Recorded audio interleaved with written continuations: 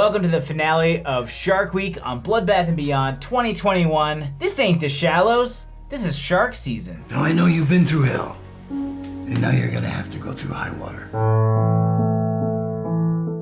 Directed by Jared Cohn, this movie is about a love triangle out to do a photo shoot where they go to some newly discovered island and get trapped by a shark. Look at this place. Doesn't this look great?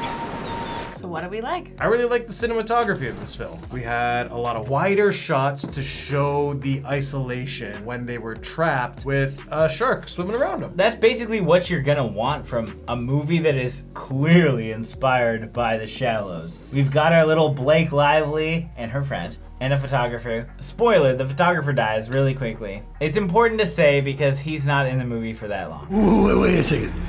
Jason's dead. It's too bad because he was kind of cute. Yeah, I get it. Even when you look at the compositing with the shark's fin above the water, or even the dolphins for that matter, it is well done that you're like, oh, this actually looks believable. And even in the beginning of the movie, the aerial shot about where it was supposed to be filmed was beautiful. Kind of makes you want to go. They say it looks like the Bahamas. I think the acting, while not superb, was okay. The two girls definitely nailed their roles, and to a lot of people that don't watch low-budget shark movies, it might look hella bad because their dialogue is so throwaway. What they're saying doesn't matter, but they tried to emote. Please just call 911. I only have time to make one call. Why would your dad be the one to call?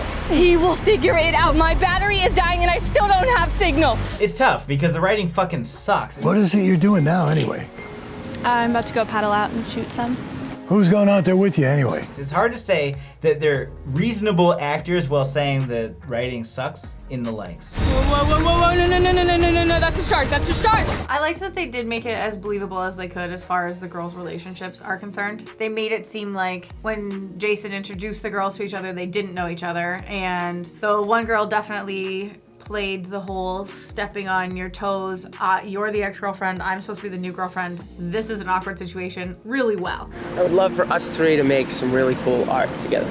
Who brings their new girlfriend to a photo shoot with your ex-girlfriend? I agree with that. We won't go down that road, I guess. I guess it's supposed to be about the sharks. I also like that they did cut out two actual shots of a great white. Yeah, well, there was some CG stuff. A lot of the B-roll is gonna be real sharks underwater. When there was CG stuff, it was composited well. And they even had minor shots where you could see like some practical snouts, but not too much. Just like enough to know that it's interacting with the canoe. As bad? Kayak. Kayak. All right, guys, let's hit the water. We gotta make our window. Let's go. Now what didn't we like? The biggest issue with this film is the story and the pacing. You think that this one location film is gonna build nothing but tension of these girls being surrounded by a shark. You know, originally we talked about doing this in a pool. Kidding me? You know, Jason, always gotta push the limits. Ooh, wait a second.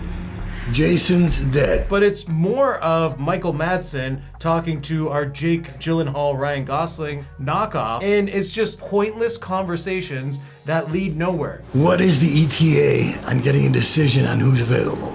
I'll have an answer by 0300 hours. Michael Madsen literally phoned this in. Now where you're at is experiencing what they call the king tides. The part of Florida where you're at can get to real bad. He's on the phone for 20 minutes, actually. There's even times where they didn't even shoot the guy who he's talking to, so they just keep replaying the back of him. Michael Madsen's clearly reading off of either the MacBook in front of him for certain shots or cue cards off to the side in others. It's creepy. It is creepy. Because it kind of has bug eyes. Well, Michael Madsen looks like he works at Hot Topic. It's not about his appearance. It's about how long he talks. I've always said that I would go through hell and high water to keep you safe. Now I know you've been through hell, and now you're gonna have to go through high water. And we've said this before when it comes to Asylum movies. Asylum is fantastic at doing nothing and pretending like something is happening. The charger's not working. Megan is trying to plug in the USB for a solar charger into her phone. Set it down. Trying to get in it, please. It hasn't been charging. Dad, just let it go. Work.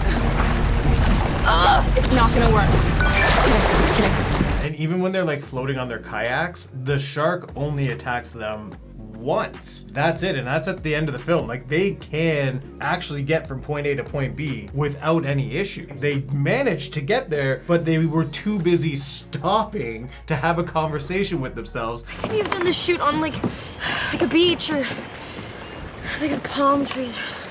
Okay, I've never been in the situation where I've been hunted by a shark, but I'm pretty sure I'd be paddling my little heart out until I got to shore. I wouldn't be taking a break. Let's just have a nap. We'll just wait till the shark gets tired. Wait it out. Let Echo the dolphin come and save us. Which does actually happen, which is shocking. Come on, this is our window, let's go! There's literally one shark in the entire movie, and it's not really a threat. You kayak. Would you ever kayak across the ocean? No, the sharks. Wait, you kayak? I kayak. How many times a year? As often as I can. I'd probably be kayaking today if I wasn't here. I've never kayaked. This isn't about me. It's because you won't come kayaking with me. I'm not going kayaking. Kayaking sucks. When was the last time you were in a kayak? I wasn't. How do you know it sucks? Because it looks shit. It The is- only time that I've ever seen it is like Camp Caribou, which is a great Canadian show from back in the day. You're gonna compare it to Camp Caribou? What am I supposed to compare it to? This movie? Oh, it looks like shit. They were attacked by sharks. Why would I ever... Is this enticing me to be a kayaker? We live by a lake. There's no sharks. The biggest thing maybe in the lake is a sturgeon. And They're right massive. leg. I caught one in Animal Crossing. I have no words for this. We can end it. Let's keep going. Let's talk about the movie. This island